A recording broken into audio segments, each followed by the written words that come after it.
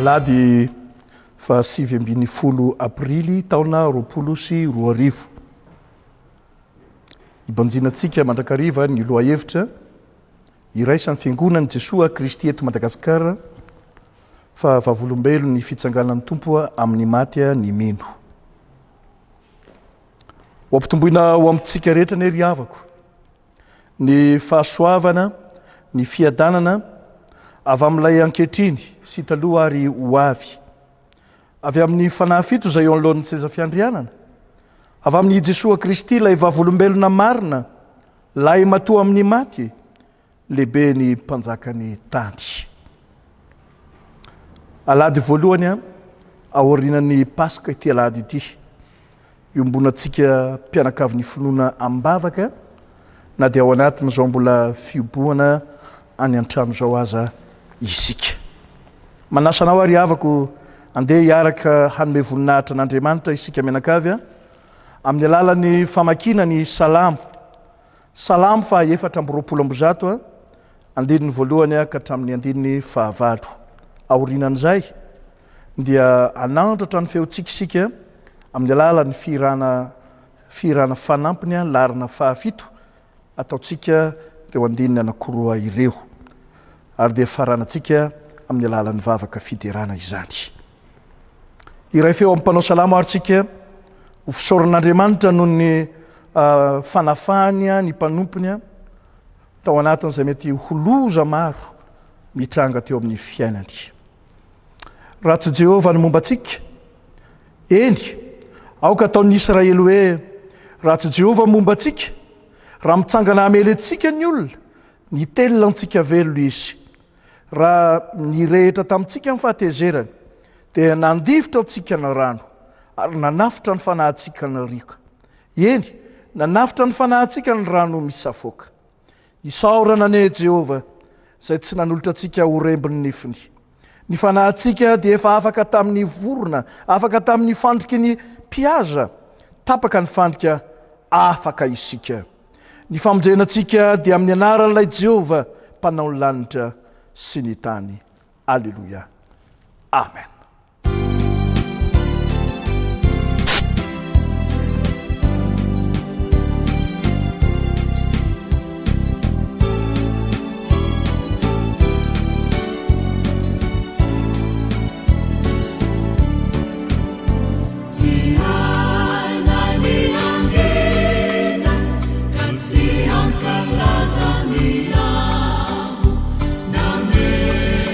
Ficarei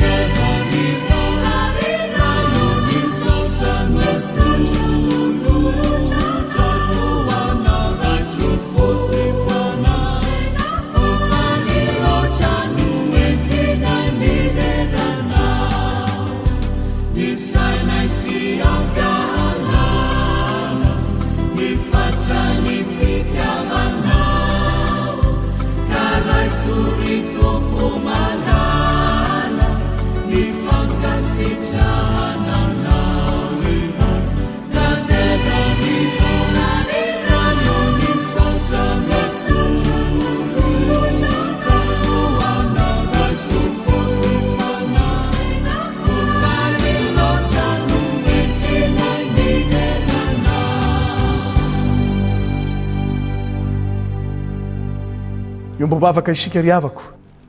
misaotranao zahay tompo malala Andriamanitra ray tsy toa rainay amin'ny alalan'i Jesoa Kristy mpamonjy anay endre zany alehibe ny fitiavanao anay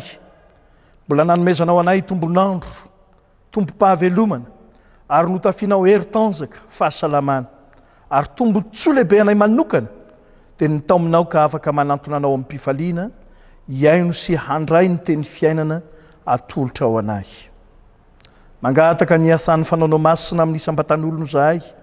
mandritra izao fanompovavahana tanterahana izao ho tsapanay anie fa vonina hanao zava-baovao anay ianao ka azo hery zahay hitombo finono zahay hazoto hiasa zahay noho ny fanatrehanao Andriamanitra naiza toerana misy anay tario zahay amin'ny zavatra rehetra tanterahanay ho fanomezam-boninahitra ny anaranao indrindra fa ao anatin'izao fanompovavahana tanterahanay ary arahanay isan-tokantrano izao dia misaotra betsaka anao tompo fa mihevitra nay manokana ianao na dia tsy afaka ny miara-miombom-bavaka ao amin'ny tempolinao masina ary zahay dia amin'ny anaran'i Jesosy Kristy mahefa ny zavatra rehetra efa nandresy ny herin'ny fahafatesana no anaovana izany vavaka izany misaotra tompo malala amen. Hankalaza ny tenin'Andriamanitra isika ry havako mialohany hamakina amintsika misesy ary hitarianam-bavaka mialohan'izany dia andeha hiara-iombona hankalazan'Andriamanitra isika amin'ny alalan'ny laharan-kira 100 ataontsika amin'ny feo fifoazana zany iry zany 100 ka ny andeny voalohany ihany.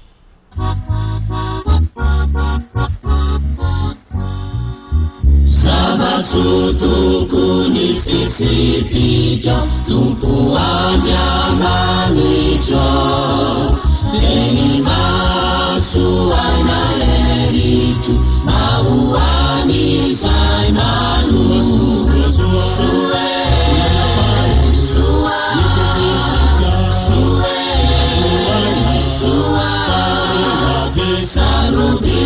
Safuzani didina famunjena wansai made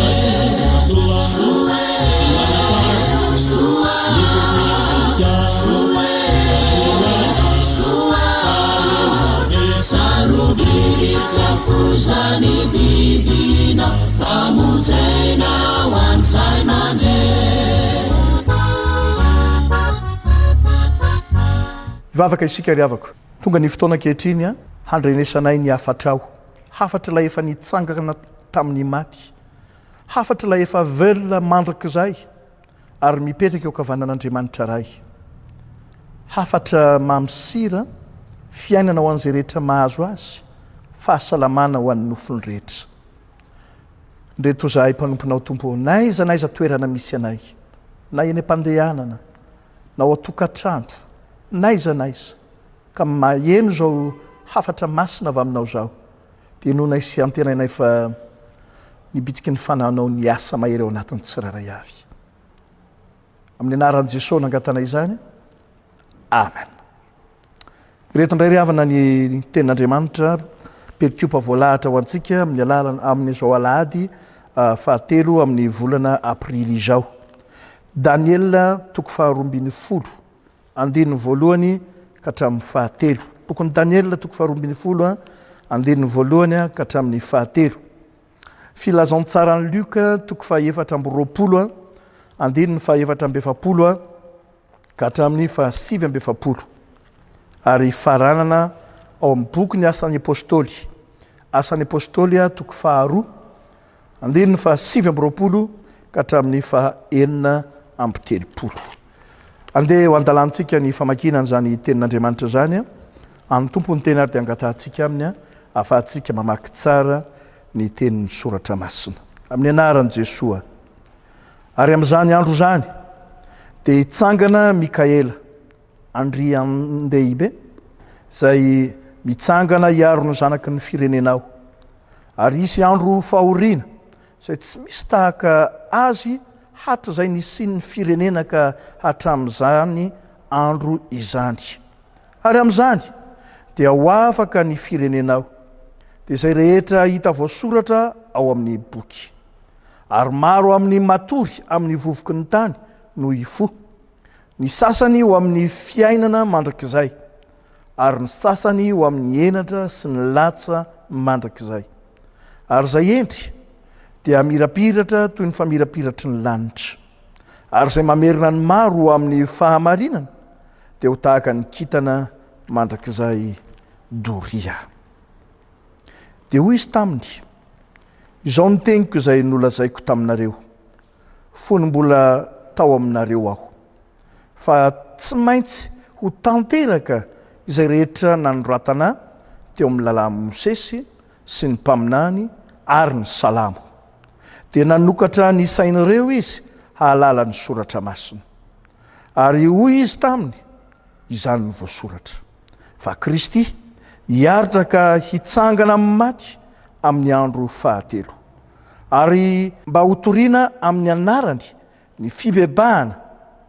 sy ny famelan-keloka amin'ny firenena rehetra. Ary anareo no vavolombelona zany, ary indro izao mampitondra ny teny fikasan'ny raika ho anareo, mitoera eto an-tanàna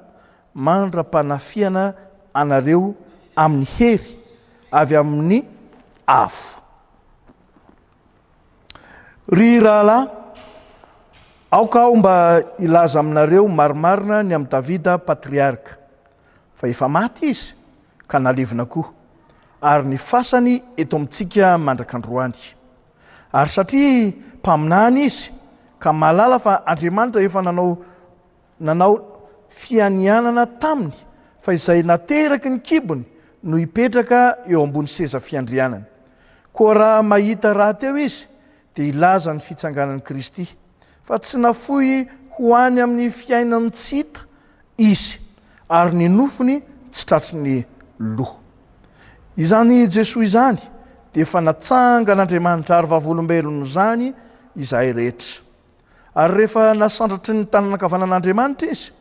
ary nandray tamin'ny ray ny fanahy masina zay nokasainy, dia efa nampilatsaka izao hitanareo sy renareo zao izy. Fa tsy Davida no niakatra ho any an-danitra, fa hoy izy, Jehovah nilaza tamin'ny tompoko hoe, mipetraha eo an-tanako ankavanana, ambara-panaoko ny fahavalonao ho fitoeran-tongotrao. Koa aoko ho fantatry ny taranak'Israely rehetra marimarina, fa iny Jesoa nombona tamin'ny hazo fijaliana iny, dia efa nataon'Andriamanitra ho tompo sy Kristy. Ray masono, manamasinanay amin'ny fahamarinana, fa ny teninao no fahamarinana. Amen. Mbola ho ampitoboina amintsika hatrany ry havako ny fahasoavana avy amin'ny Tompo Andriamantsika, indrindra fa avy amin'ny Jesoa Kristy lay tompo sy mpamonjy antsika. Ny tenin'Andriamanitra akana fampaherezana ho antsika menakavy amin'izao alahady voalohany manaraka amin'ny Pasika izao, alahady fahatelo raha teo ato anatin'ity volana avril ity. Dia arak'izay efa novakina tamintsika teo ny filazantsarany Luka toko faha-efatra amby roapolo, ny andininy faha-efatra amby efapolo ka hatramin'ny faha-sivy amby efapolo. Filazantsarany Luka toko faha-efatra amby roapolo, andininy faha-efatra amby efapolo ka hatramin'ny faha-sivy amby efapolo. Tsy averiko vakina intsony zany, fa ndeha ho an-dalantsika ny toe-javanisy marina tamin'izany fotoana zany, ary ny afatra lehibe napetraka ny tompo ho an'reto mpanaradia azy reto. Ary inoko sy antenaiko fa mbola afatra apetraka ny tompo amintsika fiangonana ny koa amin'izao vaninandro iainantsika izao. Ty filazantsarany Luka ty dia mitantara ny amin'ny nitsanganan Jesosy Kristy tamin'ny maty. Ary dia voatantara tsara ao mihitsy ny nisehoany tamin'ny mpianany, tamin'ny raha mbola verhevitra marina tokoa mantsy ireo mpianatra, dia indro Jesosy niseho tamin'ny alalan'ny fitafiana manelatselatra. Ary dia anisany nahita an'izany ry Petera, nahita an'izany ry Maria Magdalena, fa singianina manokana eto rehefa tafavory tao Jerosalema ny mpianatra rehetra dia indro koa izy rolalay niona tamin'i Jesosy teny an-dalana lalana makany Emosy rehefa tena nifampidinika tamin'i Jesosy teny an-dalana izy dia nampafantarin'i Jesosy ny amin'ny fitsanganana teo eo ihany izy dia niverina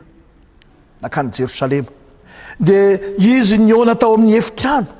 indro Jesosy nijoro teo fovoany ary tamin'izany fotoana izany nitenenan'i Jesosy hoe fiadanana ho anareo fiadanana ho anareo dia teo ny nampatsiahivin'i Jesosy ny amin'izay lalana tsy maintsy ny zorany tao anatin'izay fahoriana lalina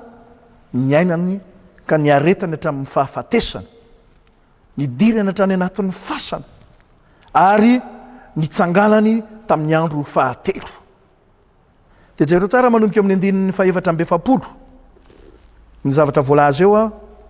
zao ny voateny izao ny teniko izay nolazaiko taminareo fony mbola teo aminareo aho fa tsy maintsy ho tanteraka zay rehetra nanoratana tamin'ny alalany Mosesy ny mpaminany ary ny salamo ny zavatra foto-kevitra lehibe avoakantsika eto ry havako dia zao manokatra ny sain'ny mpianatra Jesosy manokatra ny sain'ny mpianatra Jesosy voalohany halala marina zay lazain'ny soratra masina manokatra ny sain'ny mpianatra Jesosy halala marina zay voalaza ny soratra masina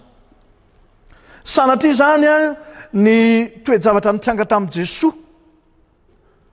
ny karany tao Jerosalema ny tengenany zanaboriky ny aretany fahoriana tao anatin'ny herinandro masina ny nampijaliana azy ny rahany sakafo tamin'ny mpianatra ny nahafatesany ary indrindra nitsanganany tamin'ny maty andro Paska tsy zavatra tonga ho azy fa efa voasoratra hatrany amin'ny lalàn'ny Mosesy tamin'ny andro Mosesy mpaminany tamin'ny andron'ny salamo efa voalaza zany tamin'ny andron'ireo mpaminany efa voasoratra zany ary rahantsika malala fa rehefa tena mandinika ny testamenta taloha sika dia somary efa hita tandindona any sady reny toe-java-misy rehetrarehetra ny ainan'ny tompo reny indrindra fa ao amin'ny salamo sy ao amin'ny tenin'ny mpaminany dia efa voamarika reny rehetrarehetra reny zany hoe ny fijalian'i Jesosy ny fitsanganany amin'ny maty ny asam-panavotana izay nitanterahany dia efa rindran-damina napetraka Andriamanitra hatrany am-piandohana mihitsy sanatria zava-baovao fa efa manoritra ho amin'ny famonjena ny olona manontolo saina vatana fanahy maizy azy ny olona mihitsy zany Andriamanitra zany hoe raha nahary zao ary rehetra zao Andriamanitra dia ny hanandratra azy any ambony nahitra ka hananan'ireo fifaliana sy fiadanana zany ny tena tanjony hatrany amin'ny mpiandohana fa tsy hoe noariana mba hompitena noariana mba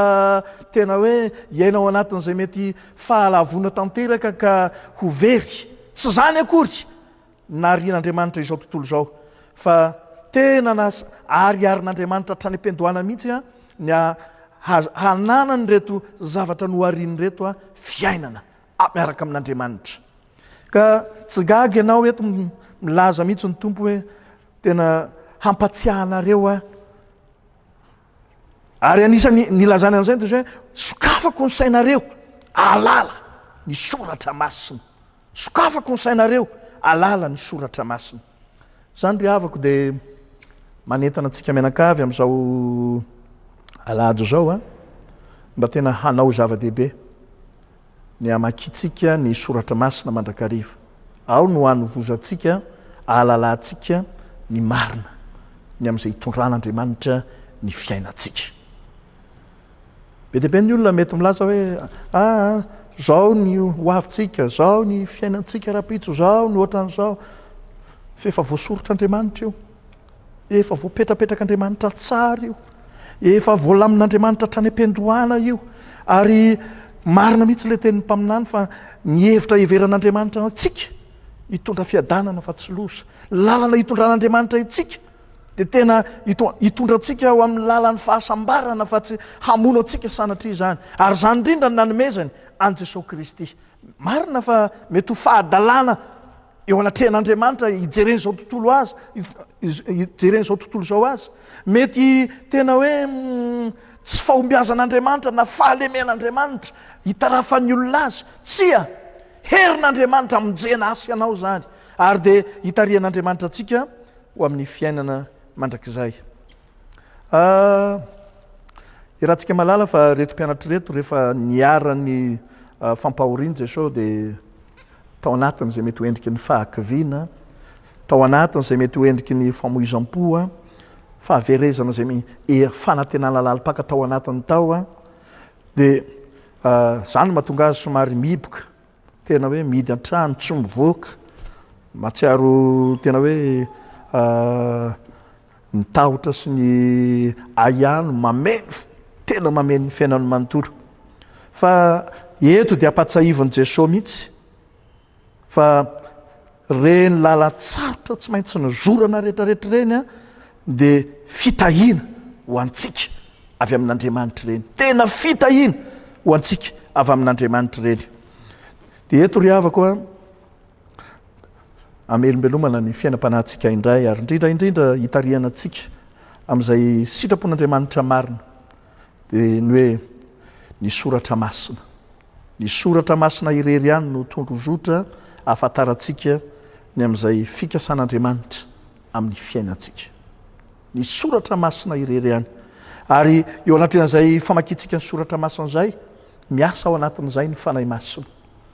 io fanahy masina io no mitaridalana atsika ao amin'ny marina rehetra mampafantatra atsika ny zavatra misy marina hitarian'Andriamanitra ny fiainantsika ampandresen'Andriamanitra atsika amin'ny toe-javatra sarotra ary na de lalana everitsika fa tsy ho vitantsika ary mamakivaky azy azadino fa miara-dalana amintsika ny tompo ary de zay nampatsahivo ny soratra masina mandrakariva ka eto ry havako de lazay miariary mihitsy izao no voasoratra zany hoe zao no efa ao anatin'ny soratra masina izao no efa voarakitra ao anatin'izany tenin'Andriamanitra zany Kristy hiaritra zany hoe efa tena voalamina tsara mihitsy fa tsy maintsy hiaritra fahoriany Jesosy tsy maintsy hiantona amin'ny hazo Jesosy tsy maintsy ho kapohina ho vonoina tahaka an'ireny ondry manoloana ny mpanety azy reny tahaka an'ireny zanak'ondry ho vonoiny reny hitantsika tany amin'ny tantara any amin'ny Genesis aza fa lay zanaky Abrahama zanaky Isaka nentina teny tendrombohitra atao sorona efa tandindony Kristy sady reny ary tsy lay zaza natao sorona fa lay ondry sadika zay tsy hitanao mihitsy hoe avaizany ny aviana ahoana ny natongavany teo fa nataon'Andriamanitra misy izy tamin'izany fotoana zany ary nitsapan'Andriamanitra raha teo ihany koa ny herim-ponoana atao anatin'ny mpanompony de atao tanteraka izao tenin'ny soratra masina zao satria efa voasoratra hatrany am-piandohana Kristy tsy maintsy hiaritra Kristy nefa de hitsangana amin'ny maty ary miverimberina ato amin'ny filazantsara fa efa niresaka an'izany manokany Jesosy tamin'ireo mpianatra ireo efa nampatsiahany zany Jesosy tamin'ireo mpianatra ireo fa na de eo aza ny fahoriana na de eo aza zay mety ho fahafatesana na de tsy maintsy hidina any anatin'ny lavaka mangitsikitsika ny fasana azy izy de tsotratry ny loha izy tsotratry ny loha izy hitsangana amin'ny maty izy ho velona izy anaporofony fa Andriamanitra velona no ianterantsika fa tsy Andriamanitra maty na oviana na oviana ny zavatra faharoa eto ry havako de manome baiko atsika ny tompo raha nolazaina teo fa tena hoe manokatra ny saitsika Jesosy ny voalohany handinika tsara ny soratra masina ny faharoa eto dia hitory ny soratra masina hitory ny soratra masina ny voalohany handinika tsara zay lazainy soratra masina tena hamakafaka efa voalaza zany efa voambary zany fa eto dia hitory eo amin'ny 17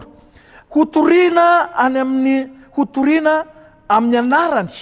ny fibebahana ny famelan-keloka any amin'ny firenena rehetra manomboka eto Jerosalema hotoriana amin'ny anarany ny fibebahana. Manokatra ny saintsika ny tompo mba zao antsika mitory ny soratra masina. Raha vao ny miresaka tsika hoe fitoriana zany dia tonga ao anatin'ny saina ny fanambarana mpabe maso ny amin'ny hanapariana ny amin'izany hoe Jesosy nitsangana tamin'ny maty zany. Efa nisolo heliko atsika teo ambony hazo fijaliana. Jesosy la efa nandresy ny herin'ny fahafatesana namela tanteraka ny helotsika ary de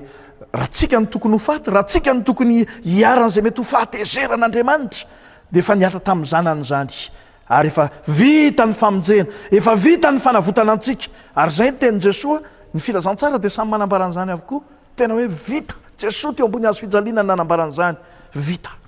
Tanteraka ny asa-pamonjena zay nanirahan'Andriamanitra azy. Ny anjara antsika de ny mampahafantatra ny olona zany asa-pamonjena ny tanterahan'ny tompo zany. Zany ny antom-pisian'ny fiangonana ry havako. Zany ny antom-pisian'ny fiangonana zany. Tsy miambahamba fa manambara-pabe maso. Velon Jesosy vita ny famonjena ny tanterahany ho antsika, manentana antsika izy ankehitriny. Torio ny fibebahana. Raha somary azavaina misy kokoa de na de efa vitan'i Jesosy aza ny famonjena, na de efa vitan'i Jesosy aza ny fanavotana antsika, na latsany rany, natolo ny ainy teo ambony hazo fijaliana, maty isolo heliko atsika izy. De sika zao mihitsy no tarihan'ny tompo hanapa-kevitra. Hanapa-kevitra. Hiala amin'izay mety ho fahazaran-dratsy tsika rehetra. Hiala amin'izay rehetra fakofako-pahotana mamatotra tsika rehetra. Ary de tena zao mihitsy ny fotoana tena hoe esorina zay mety ho elanelana rehetra, esorina zay mety ho elanelana rehetra misy eo amintsika sy eo amin'Andriamanitra. Ary zay mihitsy le hoe mibebaka eto, manao jeritodika ianao, inona no tena manafina ny tavan'Andriamanitra amiko, inona no mahatonga an'Andriamanitra tsy hiain'ny feoko, inona no mahatonga an'Andriamanitra hanao zao zavatra maro samihafa zao hiatra eo amin'ny fiainako ka mitondra fahoriana, mitondra korontana, mitondra fahasairanana amiko isan'andro. Fotoana zao ibebahantsika, ialantsika amin'ireny toetra mamofady isan-karazany reny, tena hiverenantsika amin'Andriamanitra ka hiainantsika ny sitrapody. Fotoana zao ry havaka. Manana anjara lehibe amin'izany tsika. Ny mpianatra moa zay niaonan'i Jesosy eto amin'ity filazantsara Marika ity, nomeny an'izany toromarika izany. Reo nareo tsanganonareo de mitoria amin'ny anaran'i Jesosy ny fibebahana, mitoria amin'ny anaran'i Jesosy ny famelan-keloka. Rehefa avy nampibebahantsika ny olona, rehefa avy tena nahitantsika zay mba tena hoe handinian'ny tena manoloana an'izay mety ho efitrefitra mampisaraka azy amin'Andriamanitra, de lazao aminy fa navela ny tompo ny elony. Rehefa mibebaka ianao, mamela ny eloko ao ny tompo. Rehefa miala amin'ny fahazaran-dratsinao ianao de tena mamindra fo aminao ny tompo. Ka na inona zavatra efa mety ho vitanao teo amin'ny fiainana, marina fa mety efa hoe na faty olona ianao, na efa nahavitan'izao zay mety ho endrim-paharatsiana faran'izay ratsy ianao, mamindra fo aminao Jesosy. Ary zany indrindra no nandatsahany rany teo ambony hazo fijaliana. Aza vela ho veromomoka sanatria ny nanoloran'i Jesosy ny ainy ho anao. Aza atao latsa-danja zay efa niaretan'i Jesosy ny fahoriana. Zay le nampatsiahiviny na tonga sainantsika ao amin'ny soratra masina. Nanokafa ny saintsika. Ampahafantarina antsika fa efa voasoratra ireny, tsy maintsy niaretany ireny, lalana tsy maintsy nozorany ireny. Ka eto, vitany zany famonjeny zany, tanterany zany, anjaranao no mampibebaka ny olona, anjaranao manala ny olona ao anatin'ny fahazarany. De io zany sanatria ny mpianatra ihany, asan'ny fiangonana zany, miainga amintsika tsirairay avy zany, ataovy zay evananao amin'Andriamanitra aloha, ary tariko ny namanao hitodika tsara amin'Andriamanitra. Tario ny namanao hitodika tsara amin'Andriamanitra. Jereo tsara nge. Fa voalaza ao amin'ny Daniel toko 12 teo. Ho avy ny fotoan'andro. Daniel moa asa-paminaniana ny resany. Rehefa miresaka momba ny asa-paminaniana izy, resaka amin'ny andro farany efa rano zao tontolo zao zay soratra masina jerentsika fa ty amin'ny filazantsara dia io nataontsika hoe androny tompo ho avy any amin'ny raolanitra ny tompo hitsara ny velona sy ny maty samy tsy malalytsika hoe rovina ny atongavany na rovina ny atongavany fa ny fantatsika dia voasoratra zany ara-tsoratra masina zany tsy maintsy ho tonga izy ary rehefa tonga izy eloavan'ny anjelo marobe eto moa dia Mikael andrian-dehibe zay ny ilazany azy izy no hiaro ny zanaky ny firenena ary io le anamarinany eo amin'ny boky ny salama hoe za andidiny anjeloko hiaro anao dia na dia eo aza ny hoe andro pahoriana tsy misy tahaka an'izany tena andro pahoriana satria hijoro ny tompo amin'ny hery sy ny fahefany hanavaka ny azy hanavaka ny vary amin'ny tsiparifady dia amin'izay fotoan'izay hoe maro amin'izay matory amin'ny vovoka ny tany eny fa na dia ny maty aza efa tena hoe nidoson'ny fahafatesana azy ozy dia hifo ny sasany ho amin'ny enatra sy ny latsa mandrakizay fa ny sasany ho amin'ny fiainana mandrakizay dia tsindriny manokana eo amin'ny andininy fahatelo ho an'izay endry rehefa tena jerentsika ny teny fototra amin'io endry io lay nitodika tamin'Andriamanitra io lay namerina ny fiainany nanana fiainam-pibebahana nanana fiainana tena hoe niala amin'izay ratsy dia tena nanao zay famatorana aina amin'izy Andriamanitra ary dia mipetraka mihitsy izy amin'ny matena hoe zanak'Andriamanitra tena hoe ondry fiandrin'Andriamanitra azy dia zany endry zany hamirapiratra tony fa mirapiratry ny lanitra ozy izy ary tsindriny manokana ihany koa fa tsy hoe izy mipetraka fotsiny ho tena zanak'Andriamanitra fa nitarika ny olona namerina ny olona namerina ny maro ho amin'ny fiainam-pibebahana ihany koa dia hiverina amin'Andriamanitra dia ho tahaka ny kintana mamirapiratra mandrakizay dory zareo zany fa manana tombon-dany ngeza be mihitsy zany ny olona zay mifototra miaina amin'izany hoe fiainam-pibebahana miverina amin'Andriamanitra zany ary zay indrindra ny tian'ny tompo ho tsindrina amin'reto mpianatra reto sokafany tsara mihitsy ny saina ny hoe zao toreo ambarao ary raha vao mitory-teny ianao manambary ianao miainga avy aminao mihitsy aloha le izy miainga avy aminao ianao mihitsy ny resy lahatra ianao no manana dingana manao dingana voalohany ho amin'izany fiainam-pibebahana zany ho amin'izany fiainam-panolora-teny zany ary dia asehonao mihitsy fa efa nafoinao ny ratsy rehetra nahazo famelan-keloka fiainao avy amin'Andriamanitra ianao dia torianao amin'ny manodidina anao rehetra zany dia jereo nge nilazan'ny Paoly apôstôly ary Petera sy ny namany eo amin'ny boky ny asan'ny apôstôly ny asan'ny apôstôly toko faharoa manko dia hitantarana tamin'ny nilatsahan'ny fanamasina tamin'ny fiangonana voalohany tamin'ny andro Pentecote dia atao anatin'ity perikupantsika ity mihitsy manomboka eo amin'ny andinin'ny fahasivy amby roapolo no karazana manao famelabelara-kevitra mandahateny tahaka an'ireny hoe mitory-teny reny reto rahalahintsika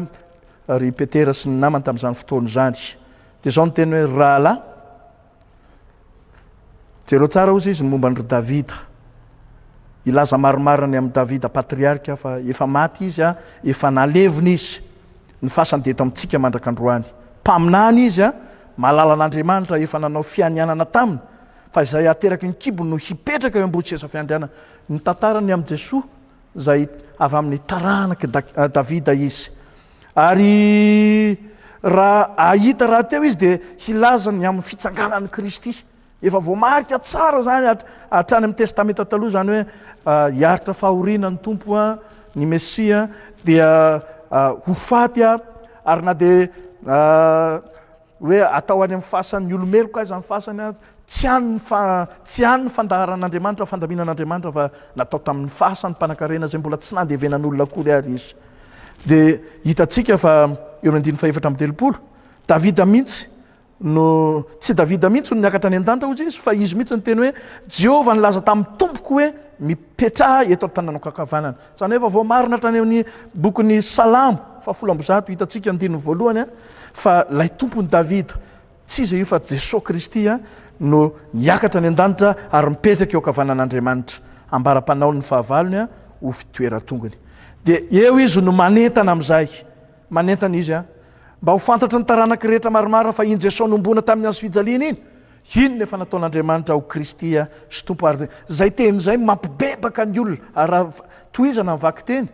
dia samy voatsindrona tambony ny olona rehetra dia miteny hoe rahalahy ina nataonay rahalahy ina nataonay ary namarana ny apôstôly azy dia hoe bebay ianareo aoka samy atao batisa amin'ny anaran'ny tompo avokoa ianareo mba azo famelana ny elokareo ary nareo andray ny fanomezana dia ny fanay masina tena zava-dehibe zany fanokafan'ny tompo ny sain'ny mpianatra zany ry havako satria handalo dingana vaovao izy amin'ny mahafiainana kristianina ny kristianina fa ny zavatra fahatelo ho jerentsika eto amin'ity firajan-tsara ny liko ty manokatra ny sain'ny mpianatra ny tompo tsy sanatria hitodika hiverina amin'izay voalazany soratra masina fotsiny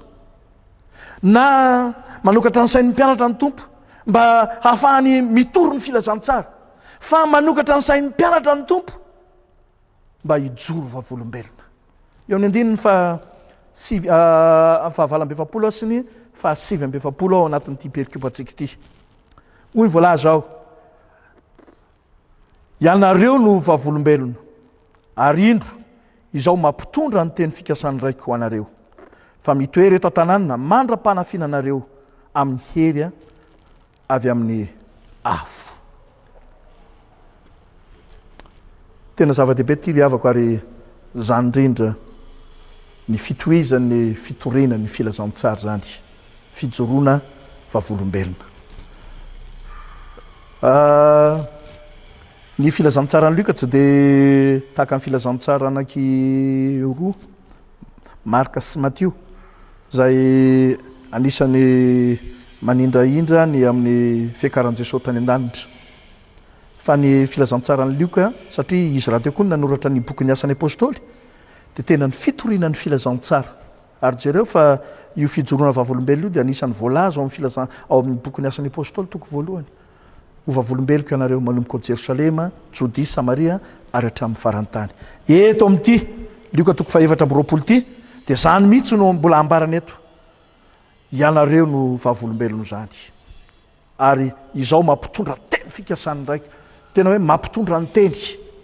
za mihitsy maniraka anareo miangaveto nareo aza matahotra fa ho tafiana herinareo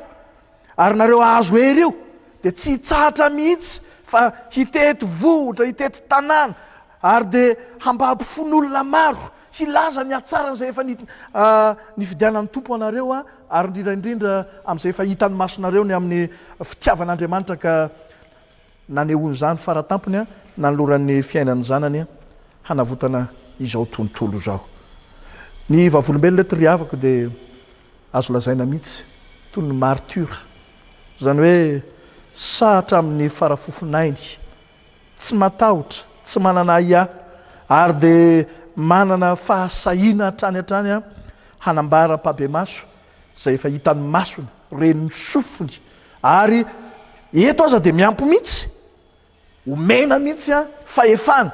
ary nylorana lay teny fikasana anylorana lay teny fikasana ary io asa fijoroana vavolombelona io dia antsony tompo manokana io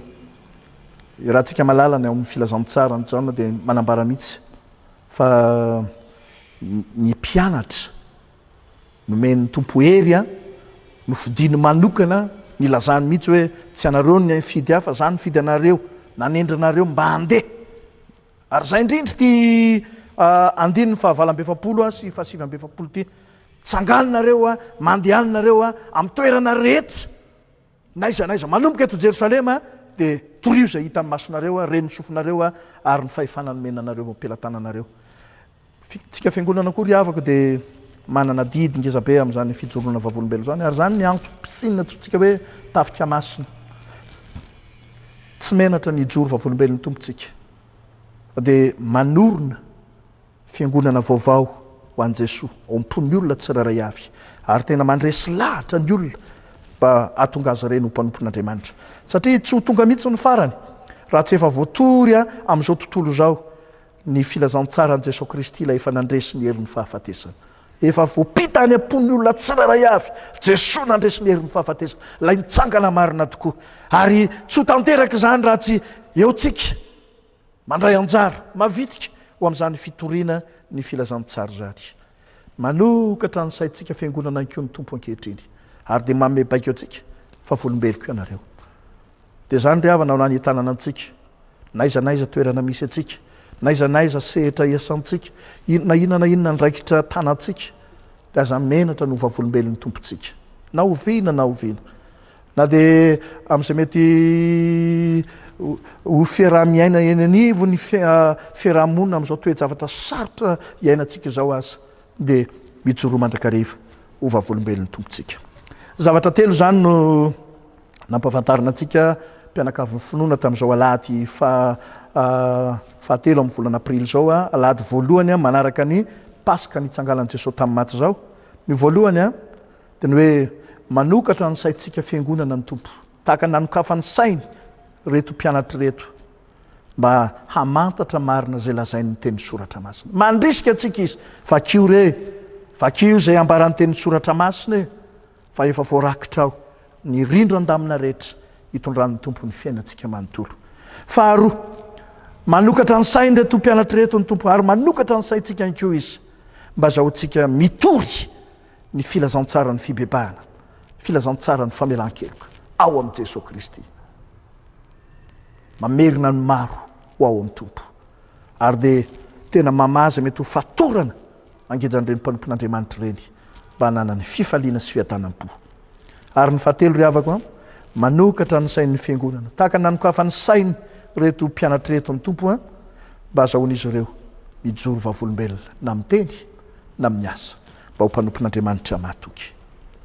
Sainy izay voalaza ny soratra masina anampiery ianao zany eo ambany fitarihan'ny fanahy masina azahoanao manatanteraka an'izany andraikitra masina izany ho voninahitra Andriamanitra. Dia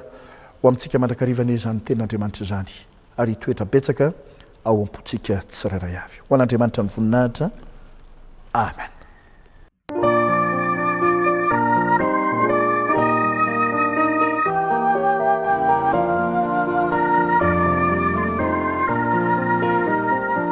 Vavaka isika ry havako. Velom-pisaorana anao mandrakariva ny foam-pananay Andriamanitra no ianao miteny aminay amin'ny alalan'ny soratra ao masina. Misaotra anao zahay fa naanjaanjanao taminay tamin'ity androandroany ity tamin'izao alahady voalohany manaraka amin'ny paska izao fa Jesosy lay nitsangana tamin'ny maty dia manokatra ny saina mampananay ny amin'izay voalaza voasoratra ao anatin'ny soratra masina. Ary zany tena mitarika anay fa tena zava-dehibe amin'ny fiainanay zay ambaran'ny soratra masina. Misaotra anao koa zahay nanokatra ny saina mampananay mba fahanay mitoro ny filazantsara vitanao ny famonjena ary navelanao ny heliko ny olona rehetra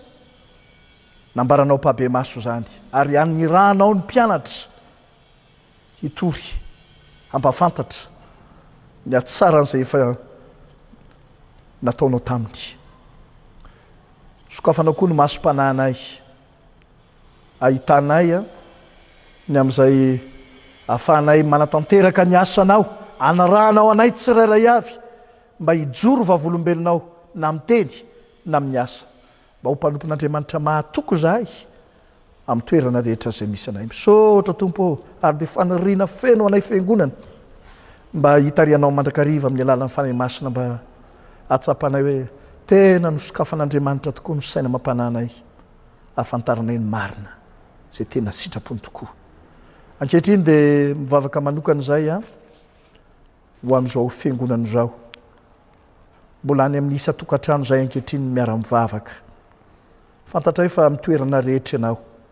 mahalala ny fiainam-pononay, mahalala ny amin'ny fiainam-bavakay, mahalala ny amin'ny filomanosanay isan'andro amin'ny alalan'ny teninao. Fantatrao tsy misy miafina aminao zany na mipetraka zahay na mandro zahay na mifo. Ny angatanay tompo dia mba hitombo hatrany amin'ny finono zahay ary dia ny any halali ny finoana ananay ny amin'i Jesosy Kristy efa nandresy ny herin'ny fahafatesana nitsangana marina tokoa ho tananay hatramin'ny farany zany. Mivavaka manokana zahay ho amin'ny asa rehetra zay ikelezana iaina any amin'ny isa-tokantrano any hanampianao hery tanjaka fahasalamananay ahafahanay miatrika an'izany mivavaka manokan'izay everana hiatrany ny asan'ny fiangonana na dia mbola tsy afaka misitraka manatanteraka an'izany feno ary zahay dia inona isy antenainay fa ianao Andriamanitra mahalala an'izay tokony ho ataonay zay tokony ho heverinay mivavaka manokan'izay ho an'ireo tsy salama ankehitriny fantatrao ny toe-javatra misy manerany tany tompo ary zany indrindra no hitalaonay ambavaka mamindra fo ho amin'ny vahoaka rehetra manerany tany mamindra fo ho amin'ny vahoaka malagasy mamindra fo ho an'ity taninay ity marary ny taninay ao anatin'izay anjadin'ny aretina mafy ny taninay nefa dia mino zay fa tsy avelanao angasy asy rery zay fa ianao efa nyteny fa raha ny olona zay natsoko tamin'ny anarako no avy anetry tena ka hivavaka hitady ny tavako hamelanelona hanasitrana ny taniny aho tanterao araky ny lehibe indrindra fonao zany tompo malala mivavaka manokan'izay ho an'ny mpitondra anay marina fa ao zay mety ho endry pahasairana na tsy tsaina mampana ahafahana mitondra marina izao firenena izao araka zay tena sitraponao Andriamanitra ahasoa ny vahoaka manontolo dia mino somatoky izay fa tsy avelanao irery reo toananao fanahy mazoto hery tanjaka fahasalamana hatrany hatrany ary dia ny sainao Jesosy Kristy mihitsy no irinay fatratra ho saina entin'izy ireo miatrika no avin'ity firenena ity mivavaka manokan'izay ho an'ireo zoim-pahorina na izy ampahirezony fianakaviana tompo aza vela hitanondrika manoloana ny zevatry ny fahorina marina fa mahatsapy zay fa adiny fiainana betsaka zay mety hoendriky ny fahasairanana ateraka izao fiboana izao nefa dia misy somatoky izay fa ampo anay ny fahasoavanao mofinaina nomenao anay tamin'ity androandroany ity zany tena ny fahasoavan'Andriamanitra ny mahatozao anay ary zany mbola tsy malanindritra nay mianakavy mbola velonaina trapamijena tahaka an'izao dia engane tompo malala tsy afoy na asaraka anay mandrakariva ianao dia ahore no mafy ny finoana ananay ary aza miala aminay na oviana na oviana zay mety mandao fa ianao fantatray fa tsy andao anay na oviana mihitsy betsaka ny zavatra irinay sy tianay angatahana eo anatrehanao ho an'ny fiangonana ho an'ny firenena ho an'ny isam-batan'olona tanterao araky ny alehibe indrindra fonao tompo sy fantatrao fa mahasoa zany vavaka izany dia fifaliana ho anay loatra mampiaraka azy amin'ilay vavaka tsara indrindra nampianarinao tamin'ny mpianatrao fa izay manao hoe rainay izay ny an-danitra ho amasina ane ny anaranao ho tonga ane ny fanjakanao atao ane ny sitraponao ety atany tahaka ny any an-danitra omeo anay an'io izay hanina sahaza ho anay ary mamelany elokay tahaka ny namelanay izay meloka taminay ary aiza mitondra anay ho amin'ny fakapana fa manafahanay amin'ny ratsy anao ny fanjakana sy ny hery ary ny voninahitra mandrakizay amen raha vitsivitsy ry havako tsara ho fantatsika araky ny fanetanana nataon'ny synodam-paritany Antananarivo andrefana ho an'ireo madiniky ny tompo misy marary any Tambomena ao amin'ny Tobomasina Tambomena dia ao anatin'izay mety ho endriky ny fahasairanana mafy izy ireo na ny sakafo sy izay mety ho fanahina isan-karazana dia mangataka tolotanana avy amintsika fiangonana indrindra fa itsika zanaky ny fifoazana raha teo ankoa ka raha misy fanomezana atolotsika na sakafo zany na volo zany dia isa maraina manomboka ny alatsinainy zao latsinainy laroby maraina ary ny zoma maraina dia mandray atsika ao amin'ny braony ny mpandrarahan'ny fiangonana ary dia ho raisinay lisitra alefatsika ho fanampiana ny Tambomena ho an'ireo marary ao amin'ny toby ny synodam-paritany zany dia makasitraka atsika sady ry havako zay ataonareo amin'ireny madinika kely reny dia ataonareo ho an'ny tompo dia ho hitatsika zay mety ho fandamina napetraky ny fanjakana amin'izay mety ho fioboana fa rehefa miteny ny fanjakana hoe mbola mitoy ny confirmant dia mbola mitoy zany ny fiboantsika ohatrano fa rehefa izy miteny hoe sokafana amin'izay ny fiangonana dia misokatra amin'izay ny fiangonana dia miara mivavaka aty amin'ny trano fiangonana isika ny tompany omba antsika rehetra ry havako mahereza amen hamarana izao fanompoavahana izao sika ry havako dia mialohany andraisantsika ny tsodrano dia ny hira 70 no ataotsika laharak'hira fa 70 ary ho raisitsika izany tsodrany zany a aorinany hira.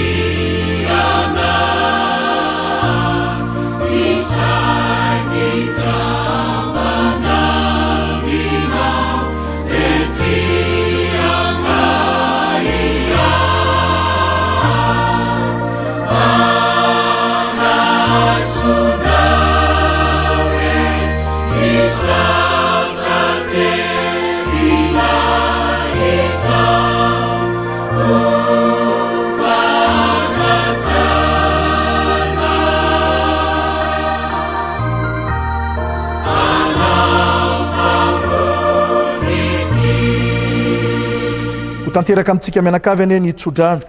izay tononona sy omena amin'ny anarany tompontsika Jesu Kristy tompontsika, lay Andriamanitra raintsika izay efa tiantsika nanome antsika fampiononana mandrakizay, fanantenana tsara ny amin'ny fahasoavana, hampionona ny fonareo ane izy, hampahery anareo amin'ny asa sy ny teny tsara rehetra izy. Raha iza matahotra fa izy Andriamanitra tanteraka izay rehetra tokony ho anareo araka ny hareny voninahiny ao amin'ny Kristy Jesoa. Amen. Ho an'Andriamanitra irerany ny voninahitra amin'ny anarany Ray sy ny Zanaka ary ny fanahy masina. Amen.